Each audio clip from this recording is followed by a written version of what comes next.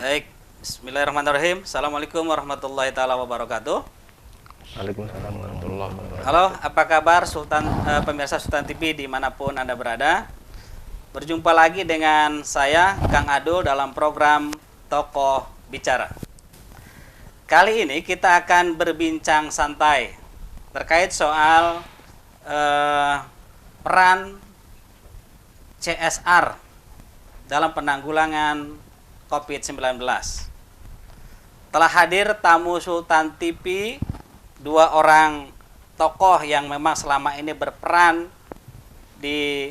terkait soal CSR, baik yang di perusahaan maupun juga di forum CSR.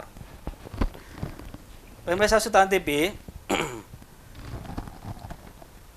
hampir 8 bulan pandemi COVID berlangsung baik di Indonesia maupun juga di dunia. Tentu saja ini sudah berimbas dalam segala aspek, baik itu kesehatan, ekonomi, pendidikan, dan lain-lain. Nah, tentu saja ini juga membutuhkan peran semua pihak, dan itu sudah bergerak dari awal, baik secara individu maupun juga kelembagaan, organisasi, termasuk juga perusahaan-perusahaan. Kita ingin mengulik lebih dalam bagaimana peran CSR dalam penanggulangan COVID-19, khususnya di Provinsi Banten. Saya akan sapa dulu nih kedua narasumber kita pada sore hari ini. Pertama, Bapak Haji Sunaryo. Assalamualaikum Pak Naryo. Waalaikumsalam Pak Jala. Ya, saya sering manggilnya Pak Naryo saja ya. Sehat Pak Naryo? Alhamdulillah. Sehat ya. Itu masker boleh juga Pak dibuka, nanti orang nggak kenal juga Bapak itu karena di Bapak ditutup aja tuh ya. Sehat boleh, ya. Boleh. Ini apa namanya? Tadi nggak ini ya, nggak cari-cari studio Sultan TV kan? Oh langsung. Langsung ya. Langsung. Luar biasa Sultan TV ini. Baik Pak Naryo, makasih banyak nih sudah hadir di Studio TV. Nanti kita akan berbincang tentang CSR, termasuk juga forum CSR di Siap. Provinsi Banten. Makasih banyak Pak Naryo. Siap. Nah, tamu kita yang kedua ini ada Pak Ridwan Sam. Assalamualaikum Pak Ridwan. Waalaikumsalam warahmatullahi wabarakatuh. Alhamdulillah Pak Ridwan ini langsung dari Krakatau Steel dari Cilegon. Dari Cilegon. Alhamdulillah Pak Ridwan sudah hadir di sini. Beliau ini adalah manajer General Affair, General GA ya? General Affair. General Affair ya, Krakatau Steel. Nah, ini sebuah perusahaan kebanggaan, bukan sekedar kebanggaan Banten, tapi juga kebanggaan nasional. Terima kasih Pak Ridwan sudah hadir. Nanti kita akan berbincang terkait soal CSR khususnya di Krakatau Steel ya. Baik pemirsa Sultan TV, selama 1 jam ke depan kita akan berbincang bersama saya, Kang Adu, dalam program Tokoh Bicara.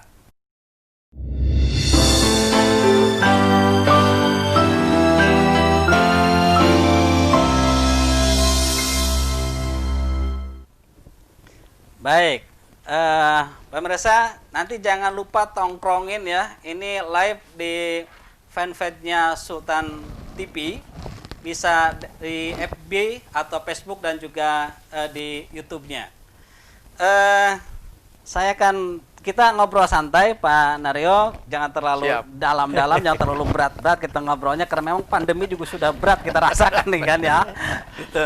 Saya pertama ingin ke Pak Naryo dulu nih, boleh bercerita tentang kan belum terlalu banyak mungkin masyarakat Banten tahu bahwa di Provinsi Banten ini ada yang namanya forum CSR.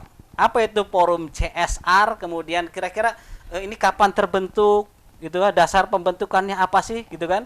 Nah, Pak Naryo boleh bercerita santai di sini sehingga publik nanti terinspirasi, bisa teredukasi, tahu banyak tentang apa itu forum CSR. Silakan Pak Naryo. Baik. Terima kasih Pak Adul atas undangan khususnya kami di studio TV, Sultan TV pada sore hari ini. Baik, sebelumnya saya mengucapkan Assalamualaikum warahmatullahi wabarakatuh. Assalamualaikum. CSR Provinsi Banten ini terbentuk berdasarkan Perda nomor 5 tahun 2016 dan Pergub nomor 11 tahun 2019. Nah, CSR ini di bawah Bapeda yang sebelumnya, sebelum tahun 2019 itu di bawah Dinas Sosial. Setelah terbitnya Pergub, yang di Dinas Sosial tidak ada lagi, jadi hanya satu di bawah Bapeda. Iya, iya. CSR Provinsi Banten mulai terbentuk, mulai ada SK itu sekitar April 2019. Alhamdulillah. Masih baru ya Pak ya? Ya, betul. Alhamdulillah. Belum setahun ya Pak ya? Hampir setahun lebih, Bang Adul. Setahun lebih. Alhamdulillah, di tahun pertama kita punya program sosialisasi kepada perusahaan-perusahaan di tahun 2019 itu sampai pada 2020 bulan Maret. Kenapa bulan Maret? Karena bulan Maret itu kan mulai pandemi ya, COVID-19, kita tidak bisa berkunjung ke perusahaan-perusahaan yang ada di Banten. Itu saya kira Bang Adul landasan hukum pembentukan CSR Provinsi Banten. Yang berhimpun di forum CSR itu dari mana aja Pak Naryo? Apakah dari perusahaan-perusahaan sebanten gitu, dan kemudian berapa orang sih yang orang berhimpun di forum CSR? Forum, namanya forum kan tentu tempat atau wadah untuk berkumpul, berkomunikasi, bersosialisasi dan melakukan aktivitas kan. Nah, dari keanggotaannya atau kepengurusannya gimana Pak Naryo? Baik, Bang Adul, dalam CSR Provinsi Banten ini pengurusannya tidak terlalu banyak ya. Karena mungkin hanya beberapa orang, kalau nggak salah sekitar 9 orang. Oh, 9. 9 orang itu kalau kita melihat susunan organisasi itu langsung di bawah Pak Gubernur dan Pak Wakil Gubernur. SK-nya Pak Gubernur ya. Terus penasehatnya dari Rektor Untirta dan ketuanya saya sendiri, ketua forum. Dan kita ada 3 bidang. Jadi ada ketua bidang pendidikan, ketua bidang sosial, dan ketua bidang kebencanaan. Nah, teman-teman itu dari berbagai latar belakang. Contohnya di bidang pendidikan itu diketuai oleh Bu Dr. Lisa dari Untirta. Dari sosial itu diketuai oleh Bu Saumi dari BJB, dan bidang kebencanaan mungkin Pak Jala sendiri ya dari aktivis, dan anggotanya ada yang dari perusahaan-perusahaan, ada yang dari Krakatau Steel, ada yang dari Chandra Asri, ada yang dari tokoh masyarakat. Saya kira lengkap ya? Cukup lengkap Pak Jala. Termasuk Pak Naryo juga kan dari salah satu perusahaan ya? Betul, saya sendiri kerja juga di Krakatau Steel. Oh, jadi 2 pas ya? Nah, kebetulan ada Pak Ridwannya kan dari salah satu manajernya ya, yang memang menggeluti di CSR ya Pak Ridwan ya? Nah, Pak Ridwan bisa bercerita tentang CSR Krakatau Steel ini kan, yang kalau dulu kan istilahnya PKBL kalau nggak salah ya. Apa itu program kemitraan dan bina lingkungan kalau nggak salah ya. Nah, sudah lama CSR Krakatau Steel ini berjalan dan terus sampai saat ini kan. Bisa bercerita tentang bagaimana CSR di Krakatau Steel Pak Ridwan? Baik, terima kasih Kang Adul. Assalamualaikum warahmatullahi wabarakatuh. Assalamualaikum. Memang Krakatau Steel berdiri tanggal 31 Agustus 1970. Nah, Krakatau Steel ini sendiri sudah hampir usianya 50 tahun, Pak. 50 tahun, kemudian sekarang saat ini sudah mempunyai anak perusahaan sekitar 10 anak perusahaan. Di dalam kegiatan CSR Krakatau Steel dan grup, kita bicaranya grup karena kita harus sinergi.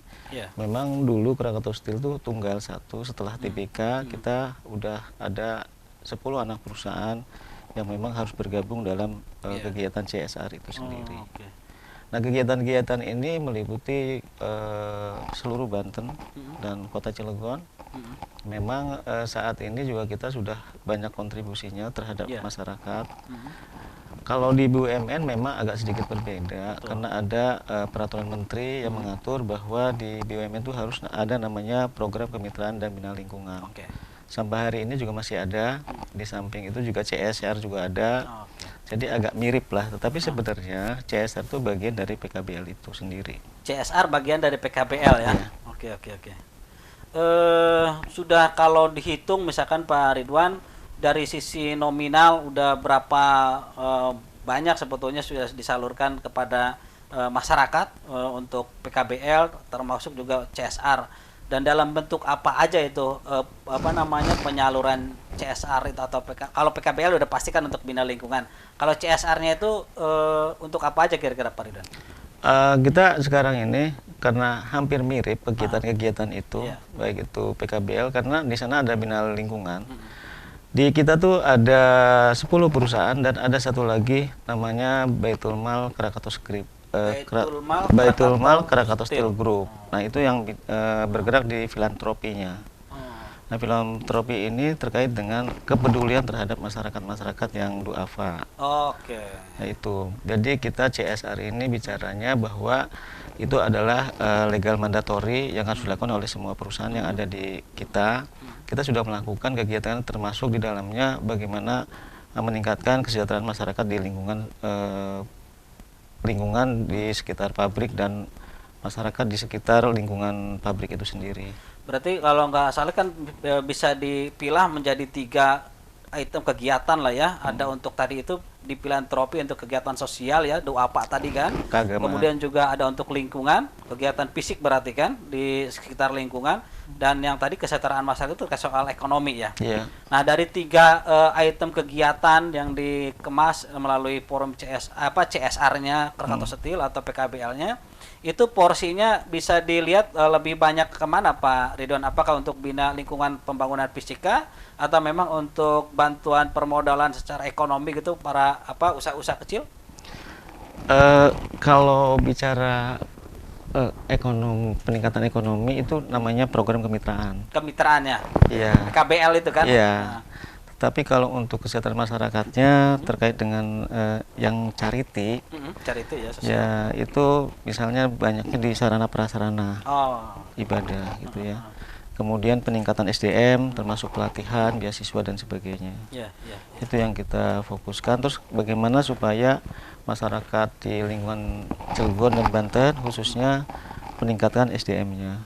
Selama ini kita sudah melakukan beasiswa terhadap masyarakat di sini. Nah, itu kita ingin banyak tahu tentang itu ya. Sebetulnya program PKBL dan juga CSR-nya perusahaan-perusahaan ini kan banyak sekali, bukan sekedar Krakatau Steel tentunya kan. Nah, saya kembali ke Pak Naryo nih di forum CSR. Kan banyak perusahaan nih Pak di Provinsi Banten ini kan, dan banyak juga tadi penyalurannya sebagai tanggung jawab sosial perusahaannya. Di forum CSR sendiri perannya bagaimana? Apakah menghimpun ini semua bantuan ataukah memang forum CSR gimana ininya perannya? Apa sekedar mencatat saja, mengadministrasikan saja bantuan-bantuan dari perusahaan, ataukah memang juga menghimpun katakanlah dana gitu atau program di masing-masing perusahaan itu? Baik. Program CSR terkait bantuan ke masyarakat.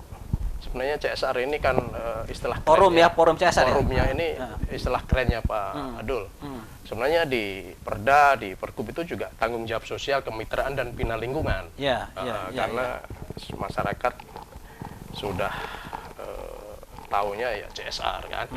Nah, peran CSR bantuan masyarakat itu pertama memang CSR melakukan sosialisasi terkait program-program ya yang ada di Bapeda, yaitu ada program pendidikan, kesehatan, keagamaan, sosial, dan itu kita sosialisasikan kepada perusahaan. Dan apabila ada masyarakat sendiri yang mohon bantuan, juga kita sampaikan kita sampaikan langsung ke perusahaan. Jadi forum CSR ini tidak menghimpun dana, tidak. Tidak menghimpun dana ya? Tidak sama sekali menghimpun dana, hanya menyampaikan proposal, menyampaikan program-program yang sudah ditetapkan oleh Bapeda dan masyarakat. Kita sampaikan, kita sosialisasikan kepada perusahaan-perusahaan tersebut. Monggo perusahaan langsung terjun ke masyarakat menyalurkan, silakan, kita monitoring. Tapi kalau butuh bantuan CSR untuk melakukan penyaluran, ya kita juga ada tenaga, teman-teman juga siap untuk itu. Jadi sekali lagi saya sampaikan, CSR Provinsi Banten ini tidak menghimpun dana. Ya, jadi hanya mediasi antara pemohon dan penerima, saya kira itu. Oke. Berarti tujuannya keberadaan forum CSR ini yang sudah dilegalkan melalui peraturan daerah, bahkan juga peraturan gubernur tadi ya, itu sebetulnya dalam rangka apa Pak Naryo, Pak Ketua Forum? Ini dalam rangka apa sih ada forum CSR itu? Apakah memang tadi sekedar untuk menghimpun perusahaan, ataukah memang ada tujuan-tujuan misi-misi yang lain? Saya kira tujuannya jelas ya, untuk mensinergikan ya perusahaan-perusahaan itu untuk membantu mendorong pembangunan yang ada di Banten ya. Karena potensi CSR atau tanggung jawab sosial ini besar sekali kalau digali. Kalau digali saya kira luar biasa. Ya, karena kalau pemerintah hanya mengandalkan APBD, lain-lain itu saya kira sangat terbatas. Tapi kalau perusahaan-perusahaan, BUMN, BUMD, bahkan swasta ikut berpartisipasi membangun Banten ini, saya kira luar biasa dahsyat. Karena di Banten ini banyak sekali perusahaan-perusahaan BUMN, perusahaan besar. Kira itu. Baik. Oke, dalam rangka membangun Provinsi Banten katanya kan gitu. Nah, Krakatau Setia sendiri menyalurkan baik itu PKBM maupun CSR-nya, apakah itu berdasarkan pengajuan masyarakat kah, atau memang ini kebutuhan pemerintah daerah baik itu Cilegon maupun ke Banten yang disodorkan kepada perusahaan, nih mau ambil yang mana, yang disampaikan oleh Pak Naryo tadi, seperti apa ininya sekarang sudah berjalan Pak Ridwan, tapi nanti dijawab setelah kita break terlebih dahulu bersama saya dalam program Tokoh Bicara.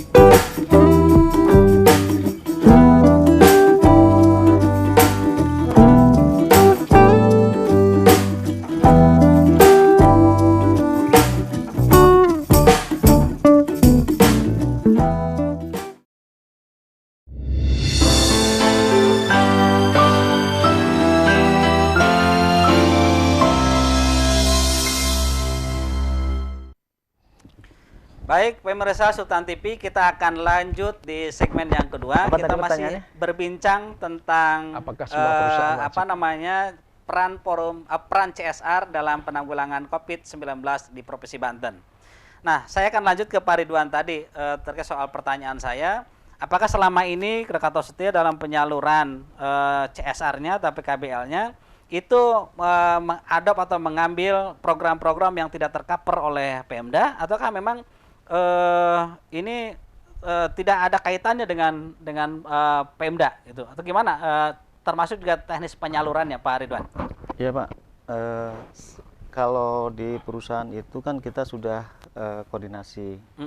Koordinasi itu baik itu di pemerintah kota, pemerintah provinsi, kemudian forum CSR kota dan provinsi yang ada di Cilegon dan di Banten.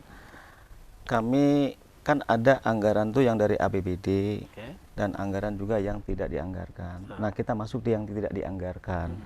Karena tidak boleh overlapping dengan pembiayaannya. Sehingga semuanya diberlakukan rata dan adil. Banyak hal yang kita sudah lakukan sinergi dengan CSR ini karena kita harus sinergi benar dengan pemerintahnya. Betul. Karena yang difasilitasi oleh pemerintah adalah CSR, baik itu di Kota Cilegon dan di provinsi. Kami selalu komunikasi. Program apa yang bisa disinergikan dan bagaimana. Setiap ada kegiatan pasti ada komunikasi. Baik. Jadi ngeling lah ya dengan baik itu dengan CSR yang ada di Cilegon maupun juga di Banten ya, Pak ya. Yeah. Setiap penyaluran dan akan disalurkan juga ada komunikasi gitu. Yeah. Baik Pak Naryo, Pak Ridwan, ini karena kita live ini ada langsung yang bertanya nih pemirsa di sana di rumah. Ini namanya Pak Banyu, ini kayak laki-laki nih, Pak Banyu ya. Pertanyaannya gini, apakah semua perusahaan itu wajib CSR, itu tanggung jawab sosial perusahaannya? Apa kalau memang wajib, apa yang mewajibkannya? Apakah kan ada pengecualian mungkin bagi perusahaan-perusahaan yang kecil ya? Apakah itu juga diwajibkan untuk menyalurkan CSR? Apa mau disampaikan oleh Pak Naryo atau nanti ditambahkan oleh Pak Ridwan juga? Silakan Pak Naryo. Nanti biar ditambahin Pak Ridwan ya. Silakan. Dalam Undang-Undang Nomor 40 Tahun 2017 tentang perseroan terbatas, di situ juga dicantumkan Pak bahwa perusahaan-perusahaan yang ada mungkin di Indonesia ya, itu wajib menyalurkan tanggung jawab sosialnya kepada masyarakat. Tetapi kalau UMKM atau perusahaan-perusahaan kecil, saya kira itu mungkin ada toleransi ya. Ada toleransi karena bagaimanapun perusahaan kecil itu kan butuh juga keringanan-keringanan atau dorongan dari pemerintah supaya bisa menjadi besar. Tapi kalau perusahaan-perusahaan yang besar, terutama BUMN, itu kalau tiap tahunnya ada profit, ada keuntungan, itu memang wajib. Karena CSR itu kan dari keuntungan kan? Betul. Keuntungan perusahaan ya? Wajib, tetapi kalau kondisi pandemi seperti sekarang dan kondisi perusahaan yang kebanyakan kurang bagus, saya kira itu juga tidak wajib. Itu, saya kira itu barangkali dari Pak Ridwan ada yang mau tambahkan soal ini tadi pertanyaan pemirsa? Memang betul Pak, di Undang-Undang PT Nomor 40 Tahun 2007 Pasal 74 itu menyatakan bahwa setiap perusahaan wajib ya istilahnya tanggung jawab sosial. Di sana, tetapi ada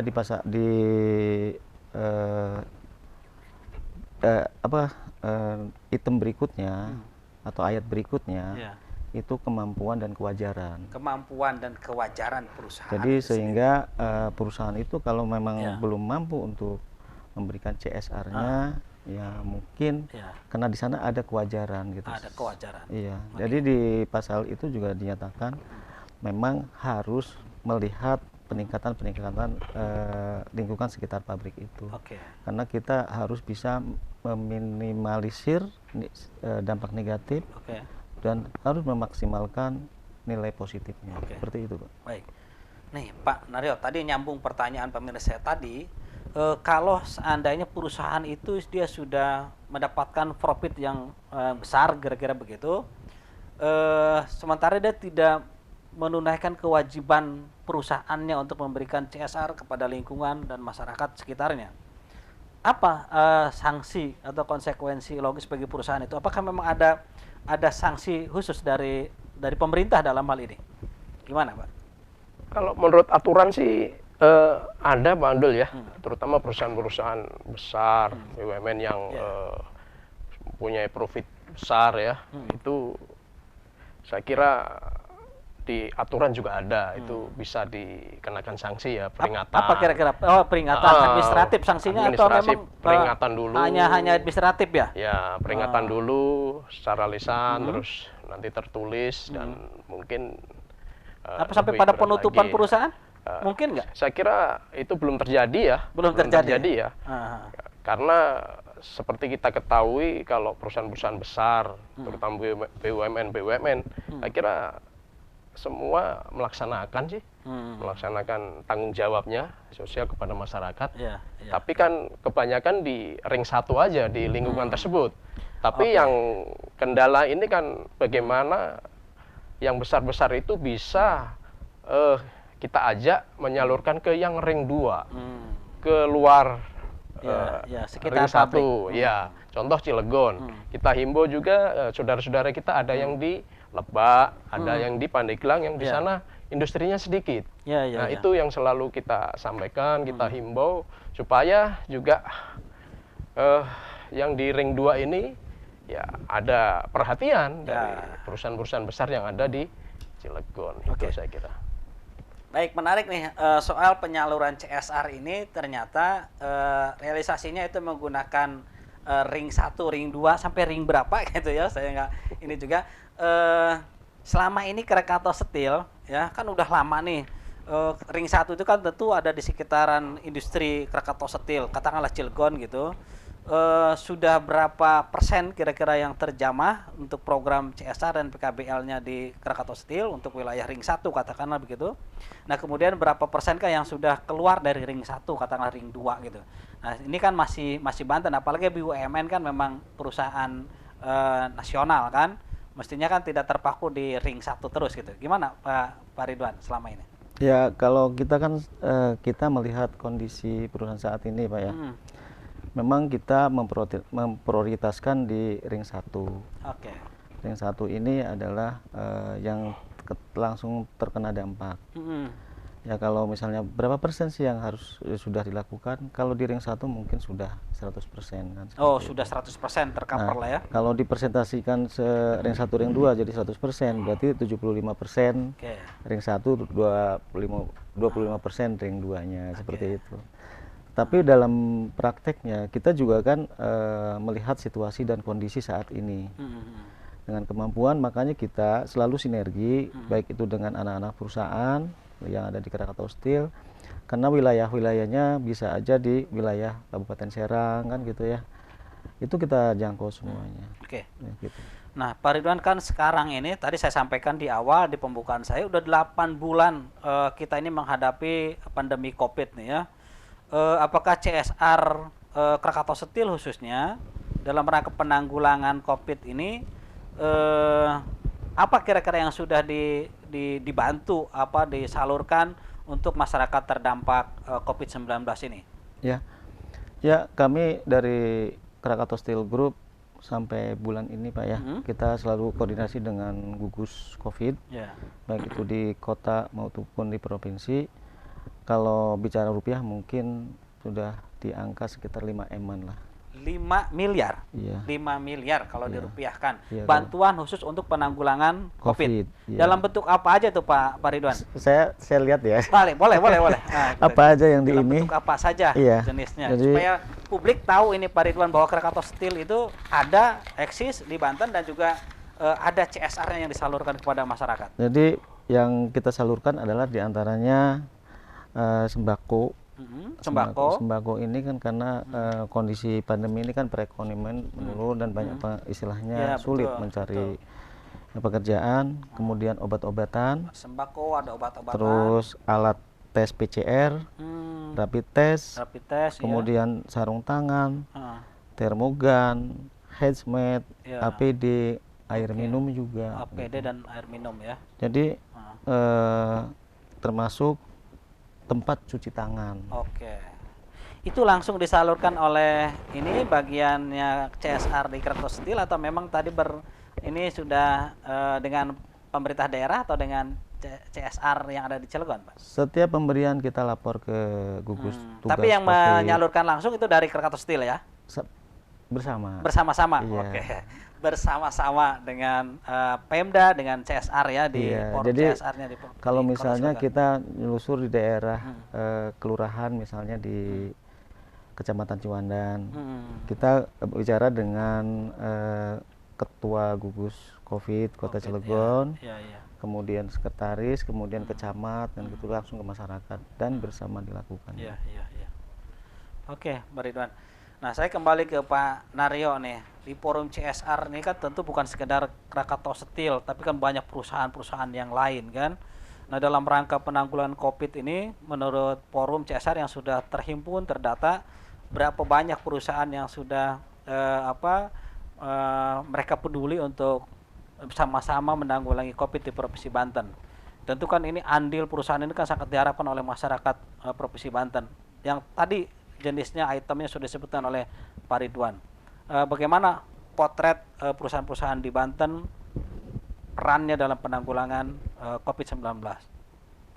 Baik, perusahaan-perusahaan yang sudah ikut berpartisipasi untuk penanggulangan COVID-19 ini cukup lumayan banyak, Pak Jala. Tapi tepatnya saya lupa, saya kira di atas 30 perusahaan lah. 30 perusahaan? Ya, 30 perusahaan seperti Sinarmas, Angkasa Pura, bahkan Pelindo 2, dan Mayora, dan lain-lain. Nah, perusahaan-perusahaan itu memberikan bantuan terkait COVID ini berdasarkan permintaan dari waktu itu dari Dinas Kesehatan.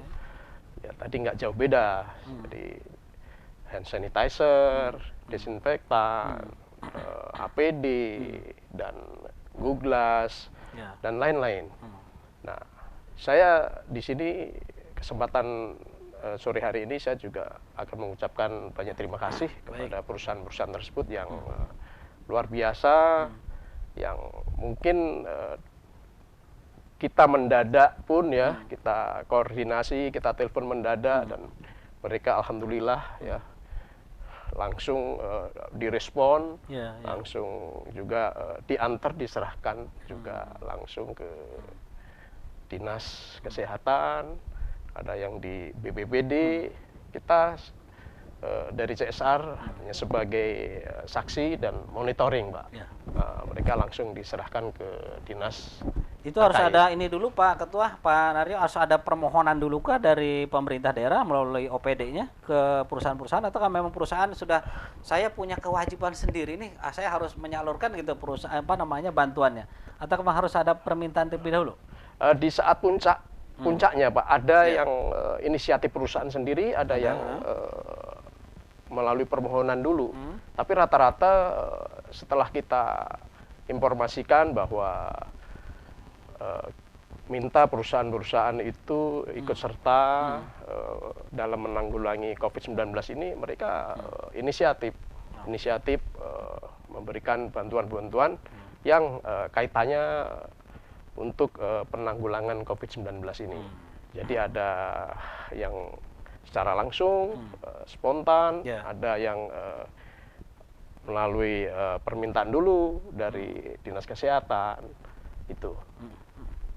Oke, ada permintaan, ada kemudian juga secara langsung juga ada ya. Betul. Itu tergantung situasi dan kondisinya. Betul.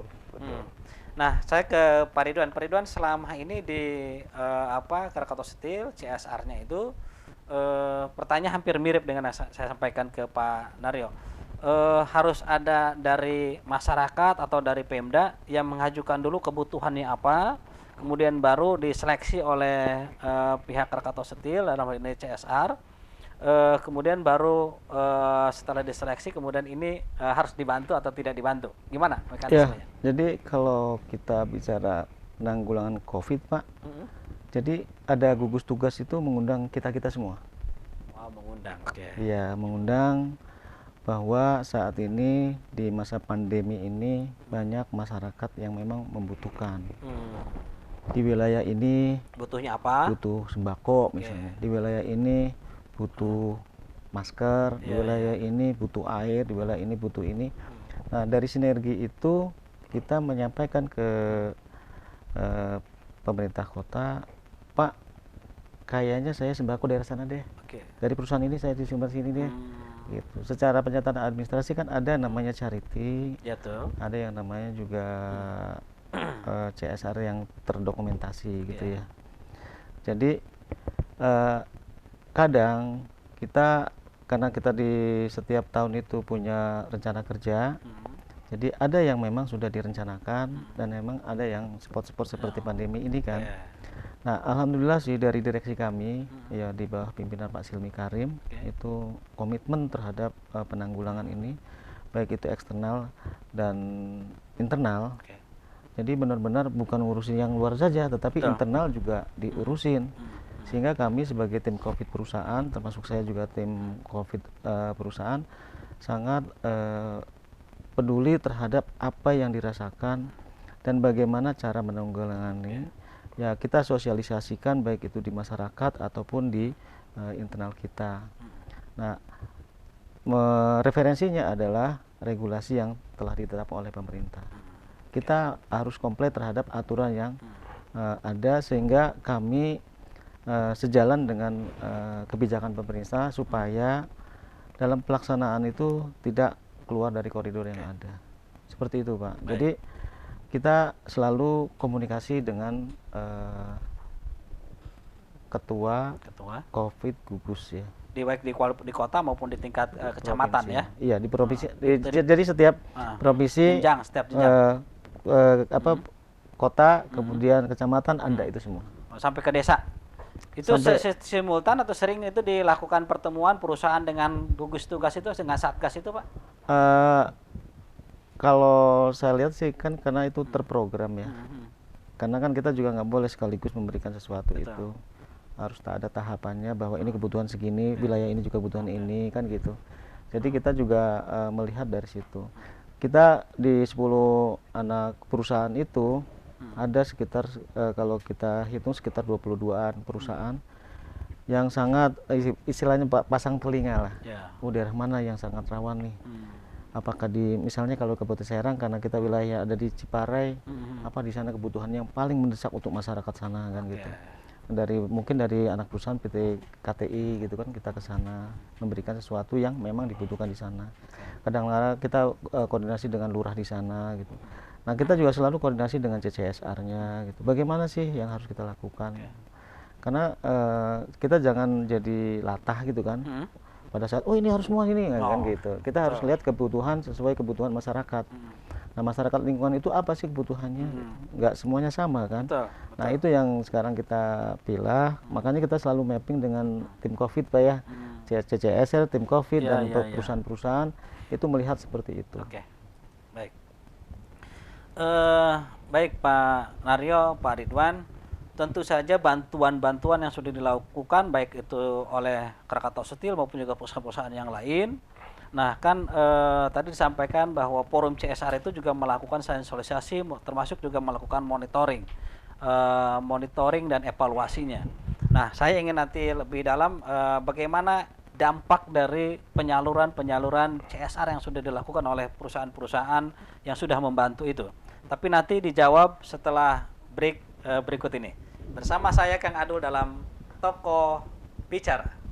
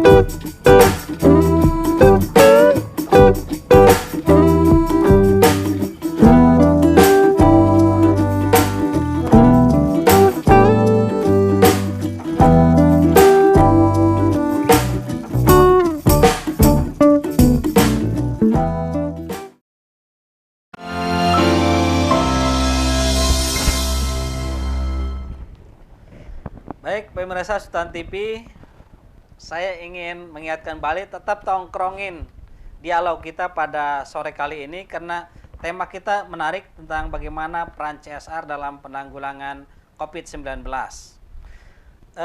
Saya akan lanjutkan pertanyaan saya tadi yang tertunda karena break Pak Naryo. Tentang dampak setelah dievaluasi, dimonitoring, beberapa perusahaan memberikan bantuan baik tadi yang charity, sembako dan lain sebagainya, itu pengaruhnya apa bagi masyarakat? Pengaruh masyarakat atau perusahaan?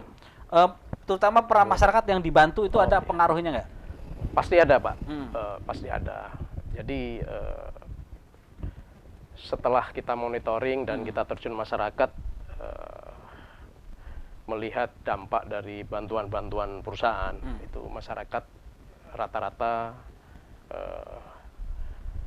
sangat terima kasih sekali, mungkin merasa terbantu ya, merasa terbantu dengan adanya kepedulian perusahaan, dengan tanggung jawab sosialnya, karena memang harus perusahaan itu tanggung jawab sosial kepada lingkungan, harus, dan apalagi dalam kondisi sekarang Pak Jala ya, ketika masyarakat lagi susah, banyak PHK atau waktu puncak-puncaknya PSBB, nggak boleh kemana-mana, ada perusahaan yang memberikan sembako, saya kira sangat terima kasih sekali, dan itu membuat lingkungan perusahaan itu kondusif, membuat masyarakat nyaman, merasa diperhatikan oleh perusahaan-perusahaan tersebut. Saya kira itu dampaknya. Baik. Baik Pak Naryo dan Pak Ridwan, ini karena kita live ini ada beberapa pertanyaan nih dari pemirsa yang ada di rumah. Pertanyaan yang pertama ini terkait soal kira-kira ada penambahan anggaran nggak? Anggaran maksudnya untuk CSR itu, karena ini kan masanya masa pandemi nih, masa yang masyarakat banyak butuh bantuan gitu. Tentu mungkin yang ditanyakan itu ada dari keuntungan itu berapa persen, katakanlah yang biasanya itu cuma 2%, ini ditingkatkan menjadi 3-4% begitu, atau tetap normal saja seperti yang tidak ada pandemi COVID? Jadi kalau perusahaan itu kan ada namanya RKAP ya. RKAP, Rencana Kerja Anggaran Perusahaan di tahun 2020. Pada saat pandemi ini, khusus di BUMN ya, itu saking pedulinya gitu. Bagaimana pencegahan, penanganan, membantu dan sebagainya, itu komisaris, direksi, baik itu di perusahaan induk dan anak perusahaan, THR-nya di semacam dihibahkan atau THR-nya dihibahkan. THR-nya para karyawan, bukan. P. Apa THR-nya? THR-nya komisaris. Komisaris dan direksi khusus untuk menangani pandemi ini. Jadi mereka tidak dapat THR tuh. Karena dihibahkan ya untuk penanggulangan COVID. Itu saking pedulinya terhadap kondisi saat ini gitu. Itu berapa kira-kira berapa secara ini aja berapa rupiah kira kalau dirupiahkan? Kalau angka saya tidak pasti ya, tetapi perusahaan Krakatau Steel itu kalau kemarin saya melihat ya, karena di anak perusahaan juga 50% yang diberikan ke kami. Terus yang di perusahaan induk juga kita kasih terkumpul sekitar hampir 2M lah. 2 miliar untuk penanggulangan COVID, khusus hibah dari THR-nya komisaris dan juga direksi Krakatau Steel dan anak perusahaan Krakatau Steel ya Pak Ridwan. Angkanya sekitar 2M. Tetapi kalau anak-anak perusahaan kan memberikannya 50% ya, 50%. Dikelola sendiri. Makanya sampai hari ini itu kita sudah mengeluarkan yang sudah sudah hampir 5M terakumulasi secara konsolidasi. Akumulasi selama COVID itu 5 miliar dari Krakatau Steel dan grupnya. Oke. baik itu jadi itu ya penambahannya itu dari situ kira-kira lah ya. Untuk penanggulangan pandemi COVID khususnya di kalau bicara bisnis dengan pandemi ini kan sangat menurun, Pak. Betul. Baik itu penghasilannya, pendapatannya dan sebagainya. Betul. Makanya kan di Kementerian BUMN menilai apakah perlu revisi RKP kondisi pandemi apa tidak kan gitu. Nah, kalau di pemerintah kan ada istilahnya refocusing anggaran tuh ya. Ada itu. Di perusahaan juga mestinya ada refocusing juga ya. Jadi merelokasi anggaran yang sudah ditetapkan untuk penanggulangan COVID ya. Betul. Di Krakatau sudah ada itu refocusing anggaran itu? Sudah Kelihatannya dilakukan? ada. Kelihatannya ada. Gitu ya. Tapi kan yang saya kalau bicara pastinya, karena kan itu kan ada pelaporannya ya. Iya, karena itu harus ngeling dengan ini ya Kementerian BUMN barangkali kan harus ada regulasinya kan. Iya. Oke. Baik, Pak Ridwan ada yang ditambahkan lagi? Cukup ya soal pertanyaan yang pertama ya. Cukup ya. Kita akan masuk ke pertanyaan yang kedua nih dari Rifan Cilegon. Nah, ini di Cilegon ini kebetulan KS juga adanya di Cilegon nih. Yang bertanya juga dari Cilegon, Pak Rifan. Jadi nggak tahu ini dari perusahaan atau dari masyarakat karena pertanyaannya ada hubungannya dengan perusahaan. Jadi pertanyaannya itu begini, keuntungan CSR bagi perusahaan itu sendiri apa? Jadi perusahaan itu memberikan tanggung jawab sosial perusahaannya, kemudian apa sih ininya timbal baliknya, katakanlah keuntungannya, manfaatnya bagi perusahaan itu sendiri. Pak Naryo atau Pak Ridwan yang mau menyampaikan ini? Kayak tepatnya sebetulnya Pak Ridwan karena beliau langsung di perusahaan yang menangani CSR. Selama ini apa sih kira-kira Pak Ridwan manfaat bagi perusahaan? Jadi kalau kita bicara itu ibaratnya ibarat uang mah kiri kanan. Kiri kanan. Iya. dua Artinya sisi mata uang yang sangat saling membutuhkan. Sama-sama membutuhkan. Karena kalau kondisi perusahaan itu tidak kondusif, bagaimana kita mencari keuntungan, bagaimana mendapat profit. Betul. Makanya CSR itu sangat penting sekali karena untuk menjaga kondusivitas dan perusahaan untung. Kalau udah untung perusahaan, masyarakat sekitarnya pasti sejahtera. Karena banyak CSR yang akan digelontorkan untuk masyarakat. Seperti itu. Oke, sudah terjawab dari dua penanya yang ada di jauh sana, baik Pak Rifan maupun juga tadi yang bertanya tentang soal penambahan anggaran CSR ya.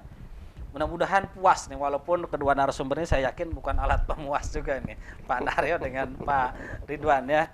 Kita akan lanjut ya pertanyaan saya terkait soal peran CSR dalam penanggulangan COVID-19. Pak Naryo, tentu saja tadi persoalan dampak dari COVID ini kan bukan sekedar persoalan kesehatan, persoalan pendidikan juga kan berdampak di mana anak-anak didik tidak bisa masuk sekolah secara langsung tapi melalui daring kan. Nah itu kan juga membutuhkan apa istilahnya itu kuota gitu kan, membutuhkan sinyal yang bagus. Nah perusahaan-perusahaan itu juga membantu untuk kegiatan pendidikan nggak? Selama ini sudah dihimpun oleh Forum CSR, ada nggak sih perusahaan yang membantu untuk pendidikan agar tetap lancar walaupun pakai online? Gimana Pak Naryo? Baik, alhamdulillah Pak Adul ya. Untuk pembelajaran siswa dengan cara daring ini hasil komunikasi kita Forum CSR dengan provider yang ada di Banten itu dari XL itu memberikan kartu perdana dan isinya itu untuk disebarkan ke sekolahan-sekolahan yang ada di Provinsi Banten. Waktu itu dari XL memberikan sebanyak 300.000 kartu perdana yang disebarkan langsung oleh XL kepada sekolahan-sekolahan yang ada di Provinsi Banten. Dan waktu itu juga dari tim CSR itu monitoring juga ke sekolahan-sekolahan, ke SMA, SMK yang ada di Provinsi Banten. Dan itu saya sangat terima kasih sekali kepada provider karena kartu perdana itu ada isinya kalau nggak salah 30 giga kalau nggak salah ya. Okay. Saya kira itu Pak, dan kepeduliannya luar biasa. Mudah-mudahan itu bermanfaat bagi anak-anak kita ya yang belajarnya dari rumah. Itu bisa mengcover 300.000 itu untuk seluruh siswa yang ada di Provinsi Banten. Tentu kan kalau ini provinsi tentu kan domainnya kan di SLTA ya. SLTA, SMA dan SMK ya. Itu sudah tercover semua dengan jumlah 300.000 kartu perdana itu Pak? Sebenarnya masih kurang banyak Pak, karena masih kurang ya, yang belum tercover maksudnya. Ya, kurangnya masih banyak ya? Masih banyak yang belum tercover karena kita tahu semua siswa SMK SMA di Provinsi Banten ini di atas 500.000 ya jumlahnya. Di atas 500.000 tepatnya kita nggak tahu ya, tapi perkiraan segitu, sekitar 700 sampai 800.000. Sementara yang baru dapat itu dari XL 300.000. Bapak bisa ini juga sama Pak Ridwan kan dekat, jadi kekurangan tadi Krakatau Steel mungkin CSR-nya bisa juga kan? Mungkin karena Krakatau Steel produksinya baja, saya kira. Tapi kan dananya kan bisa juga kan untuk membantu itu kan? Ya. Mudah-mudahan nanti kita komunikasikan terus gitu ya dengan provider. Oke. Ini baru satu provider aja yang ikut membantu. Yang baru laporan ke CSR itu Excel, baru Excel. Pak Naryo bisa ini juga menyahuti beberapa provider yang lain melalui studio Sultan TV ini, boleh juga agar provider-provider yang lain juga ikut andil karena belum tercover seluruhnya. Lalu jangan-jangan juga yang 300.000 itu tidak semuanya berfungsi dengan baik, juga ada trouble-trouble di lapangannya. Bisa jadi kan kemungkinan begitu. Iya, betul. Menurut hasil monitoring teman-teman dari CSR ada beberapa yang kartunya nggak bisa dipakai dan sinyalnya susah bagus, karena mungkin di daerah agak pinggiran Pak ya. Nah itu juga sudah kita komunikasikan dengan pihak provider, keluhan-keluhan dari sekolahan itu, dan mudah-mudahan provider yang menyalurkan bantuan tadi bisa menindaklanjuti keluhan-keluhan tadi dari sekolahan-sekolahan. Saya kira itu, dan yang belum ya silahkan terbuka. Ini kan misinya misi sosial dan bareng-bareng semua unsur yang ada di negara kita, yang ada di Banten, bareng-bareng untuk mengatasi masalah pandemi COVID-19 ini. Kira itu. Baik Pak Naryo, saya coba bergeser lagi ke Pak Ridwan nih. Kalau tadi list yang dibacakan kan lebih kepada bantuan-bantuan yang bersifat charity gitu, ada sembako gitu kan, ada juga memang APD untuk kesehatannya. Tapi saya belum dengar terkait soal bagaimana penanggulangan COVID dari aspek bantuan ekonomi. Katakanlah ini kan UMKM kita juga terdampak yang luar biasa nih, banyak UMKM kita yang gulung tikar, usaha-usaha kecil kita juga ini terdampak oleh COVID ini. Nah, apakah juga ke depan atau sekarang sedang dirancang bahwa akan juga disasar juga untuk bantuan-bantuan ekonomi kecilnya bagi UMKM dibantu oleh CSR-nya Krakatau Steel. Gimana Pak Ridwan? Ya, jadi kita tuh ada namanya punya program kemitraan. Nah, program kemitraan ini memang kita menyalurkan dana dengan soft loan lah, soft loan ya. Jadi bunga rendah atau dibilang administrasi lah 3%. Itu kita sejak berdirinya Krakatau Steel, kemudian ada program itu kita udah laksanakan. Pada saat pandemi ini para UMKM itu juga kan banyak yang ngeluh kan bahwa kondisi seperti ini, penjualannya menurun, orang tidak datang pada saat menjual.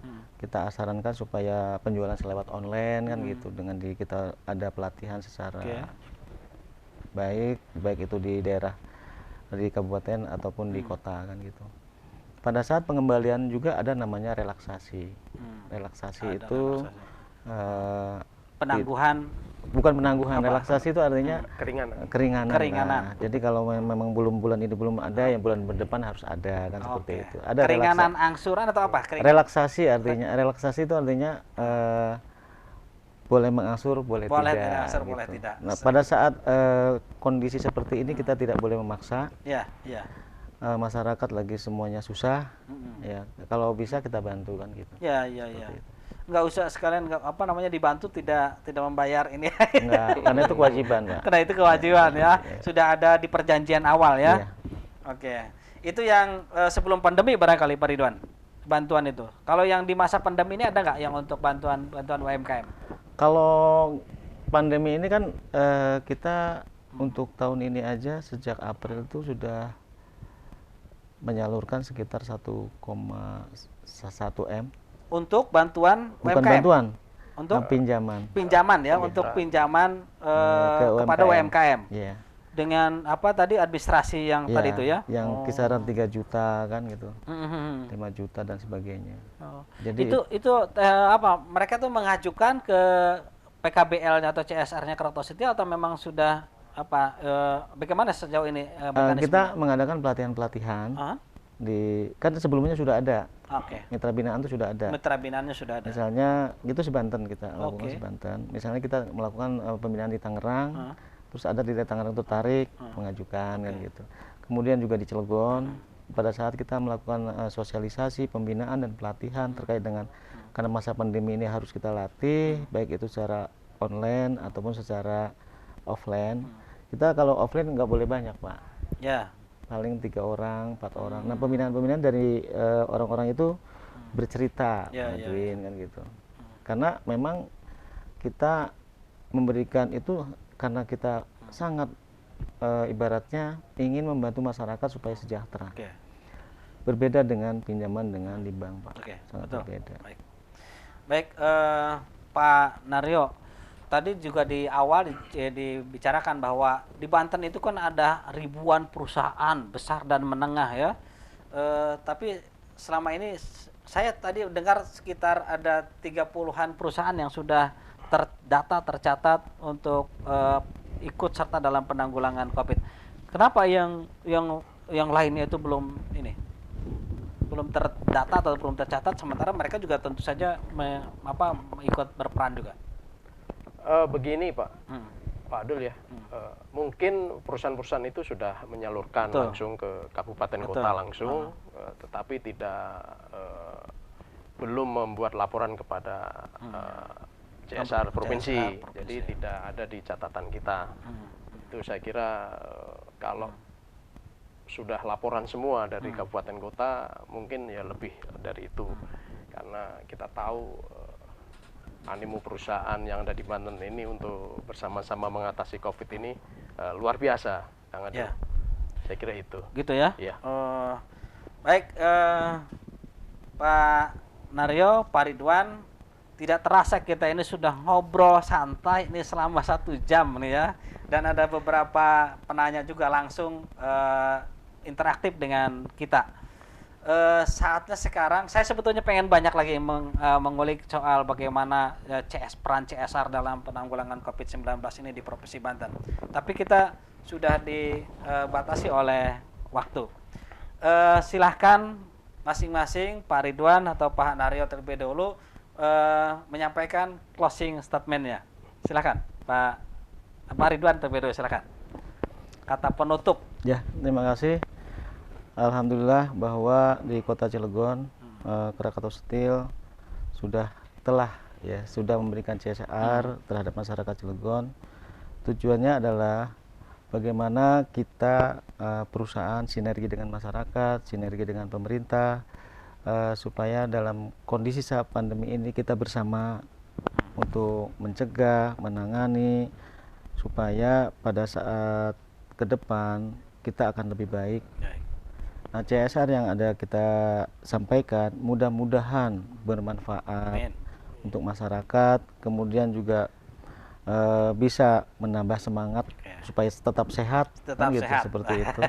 Perusahaan juga sehat, masyarakatnya sehat, dan mudah-mudahan saya minta doanya mudah-mudahan Krakatau Steel ke depan lebih baik lagi karena sekarang lagi masa recovery. Oke.